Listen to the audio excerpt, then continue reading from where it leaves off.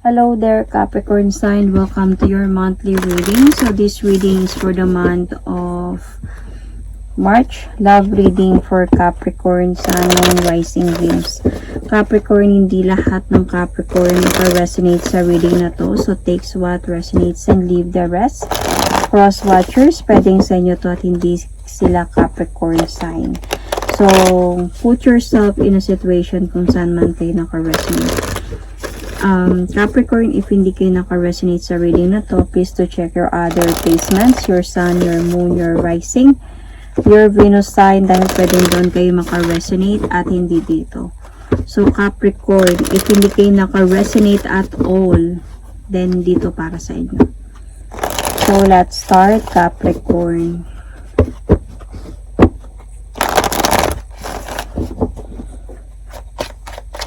Love reading for the month of March for Capricorn.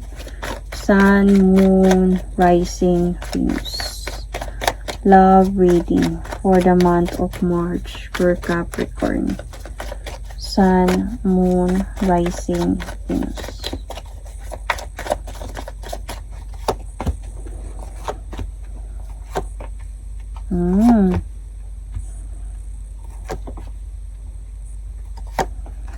Feeling ko, Capricorn, hiwalay kayo nito.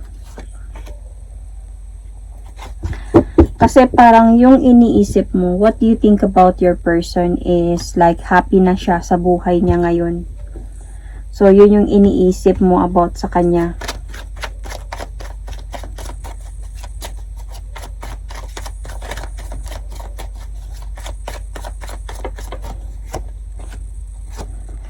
Though, alam mo, you did love this person talaga, Capricorn.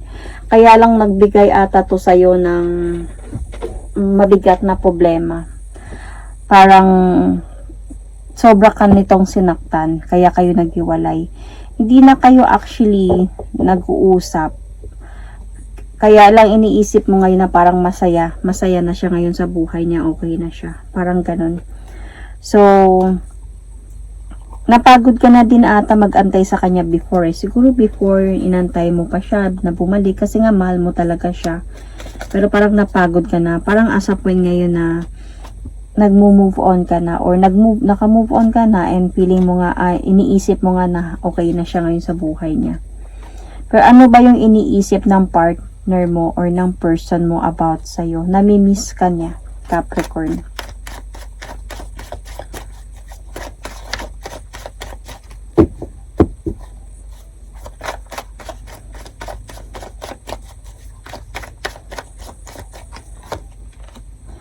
Nangimiss ka talaga niya. Mga nakaraan ninyo, mga happiness ninyo, yung last na pinag-usapan ninyo bago kayo maghiwalay ba. So, this person still want a rebirth with you. Parang gusto niyang mag-umpisa ulit with you. Parang he wanted to talk to you one day to move forward towards with you again. Might be he's just observing or stalking you. Could be ini-observe ka lang niya nitong person na to. So, sa ngayon, I think nakafocus siya sa kanyang trabaho ba? Sa goal niya ba sa buhay? Or may mga busy ba siya sa buhay niya saan siya nagpo-focus ngayon? Pero namimiss ka. Ito yung iniisip niya sa'yo. And parang namimiss ka niya or sometimes iniisip niya na namimiss din kaya ako ni Capricorn. Parang ganun. So, what do you feel about your relationship? Parang this relationship makes you stronger and braver this time because might be you have learned a lot of lessons sa relationship na to. Lalo na nung time na nagkagulo kayo, naghiwalay kayo, parang mas pinapatatag yung loob mo ngayon. Mas nagiging strong person ka ngayon. Not na same before na weak in a way, kasi before nalulungkot ka, nag-aantay ka sa kanya, might be you are even begging for this person, but then until sa nagkaroon na siguro ng lessons learned this time around, So, ito yung naramdaman mo sa relasyon na to. Nagbigay to sa'yo ng strength and um, na maging malakas, maging matatag. So, honestly, hindi ka naman na sure, hindi ka na sure about kung babalik pa ba to siya sa'yo or hindi na, kung magkakabalikan pa ba kayo or hindi na.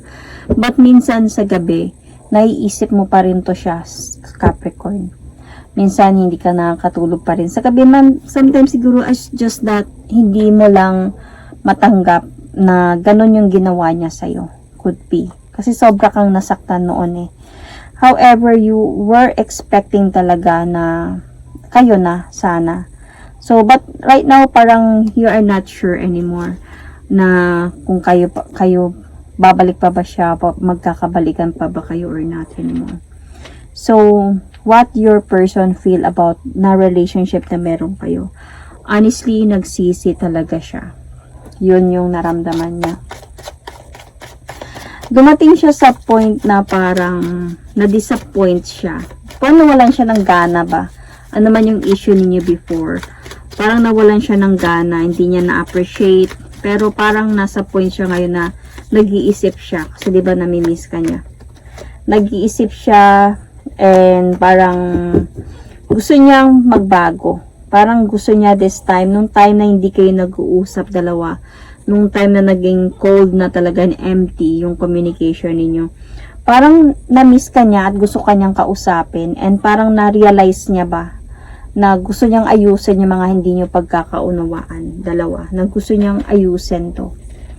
So, naisip niya din na baka na din na napagod ka na din siguro sa kakaantay sa kanya. Naramdaman niya din siguro yun sa'yo. So, saan na ba ng level of attraction? Yung your level of attraction para sa person mo.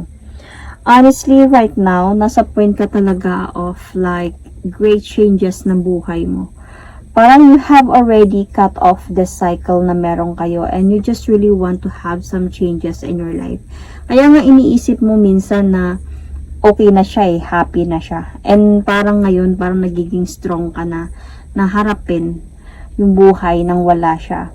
Kaya yung level of attraction naman dito is already parang tanggap mo na. Lahat na, nagbago ng lahat. Sa lot of changes na yun, parang okay na ako.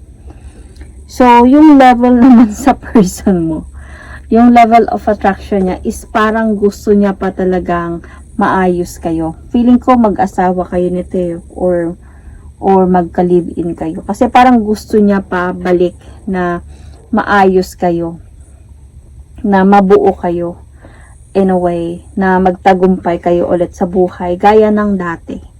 So, yun yung kasi namimiss ka talaga nito.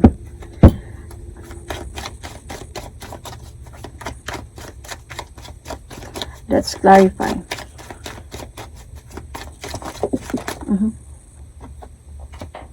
Though itong person na to, sa totoo lang, might be this person is stalking you or asking about you and na siguro nababalitaan niya na okay ka na, happy ka na, okay na yung life mo, parang ganyan. Kaya siguro na-miss ka niya. Kasi meron siyang feeling that he still wanted to move forward towards with you. Hindi siya nakaka-focus ngayon sa mga ginagawa niya sa buhay niya because thinking about ng pagsisisi niya na umalis siya sa buhay mo. And parang gagawa talaga siya dito ng action to come back to you talaga. Nag-aantay lang talaga to siya ng right timing, right sign.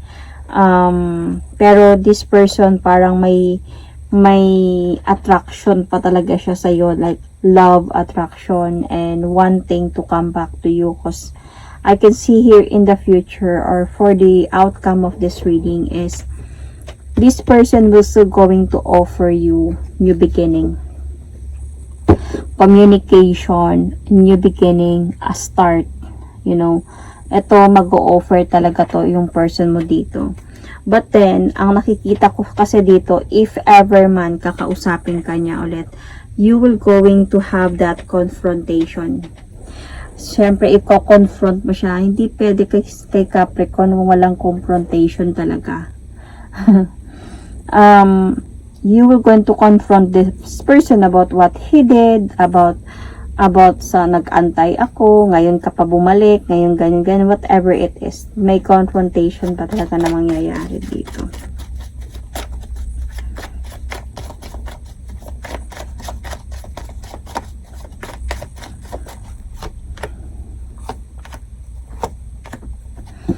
But then, there is still a possibility, not sure, but there still might be this month of March na mangyayari.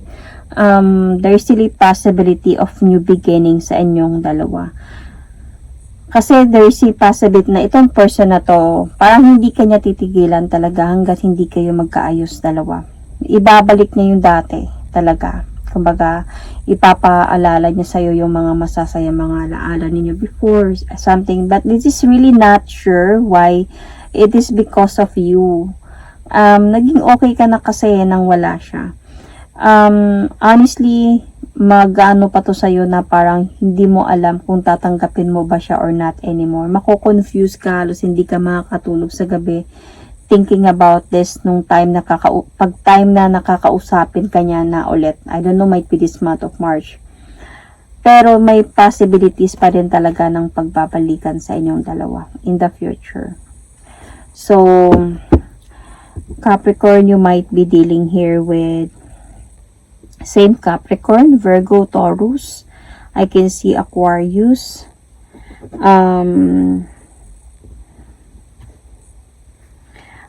What else? Scorpio.